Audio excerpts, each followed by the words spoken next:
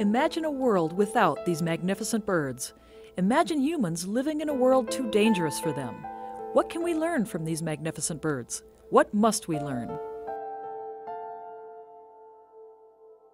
For millions of years, eagles, hawks, falcons, owls, and other raptors have flown over our skies. But their world, our world, is changing at an increasingly rapid rate. As their interface with human activities expands, so do their injuries and illnesses. The tremendous loss of habitat makes them more vulnerable, and an ever-increasing number of chemicals in our environment threatens their health. As top of the food chain predators, raptors, like humans, are highly sensitive to these changes. And at a time when we need to increase awareness and more proactive behaviors, when we need stronger science to guide our decisions, we are instead becoming less engaged and spending less time in the natural world.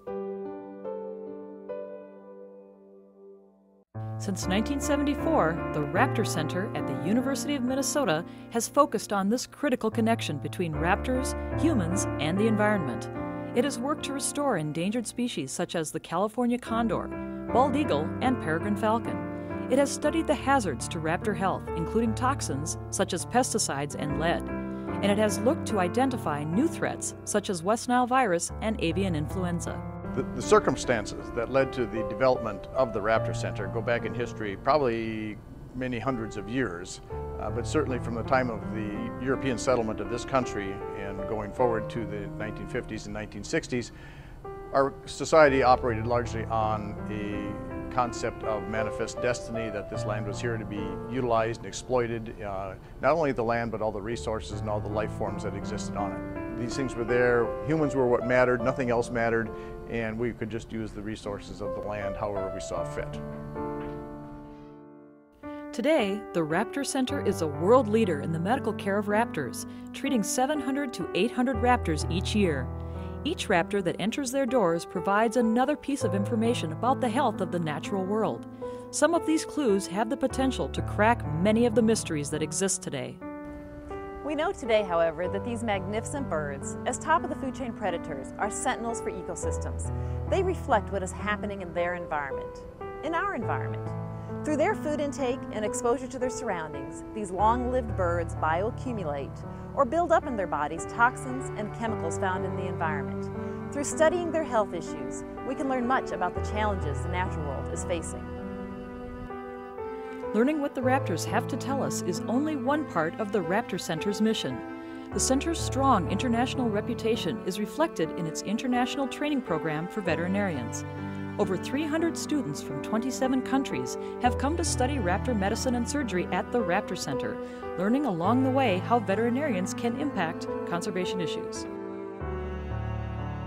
I wanted to come to the Raptor Center to study because I wanted to broaden my veterinary medical knowledge in avian medicine and surgery, especially learn about individual-based medicine, but also expand into population-based medicine. There is a saying, we only take care of what we love. We only love what we understand, and we only understand what we are taught. We must expand our teaching about wildlife and the natural world and re-engage students for all our sakes. I want to take back to Costa Rica knowledge about conservation medicine, principles about conservation biology that are actually applicable and that can be interrelated with veterinary medicine in order to help species. The critical work done at the Raptor Center is possible because of the strong support of the community. Over 50% of its operating budget is dependent on philanthropic giving, and its staff's efforts are supplemented by the work of over 300 regular volunteers. I am one of the education volunteers. Working with these birds has been something that I'm very passionate about, and about 6 years ago I decided that I really wanted to commit some of my time to the Raptor Center to really protect these birds. It's really, really very important to keep these birds here and around.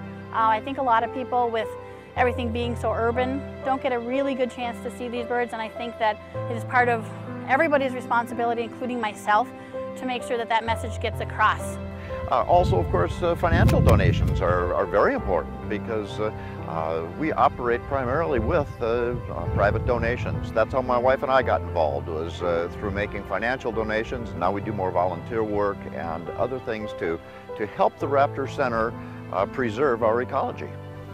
From the very beginning, the Raptor Center has been able to exist and ultimately flourish because of the community support that we've engendered and enjoy.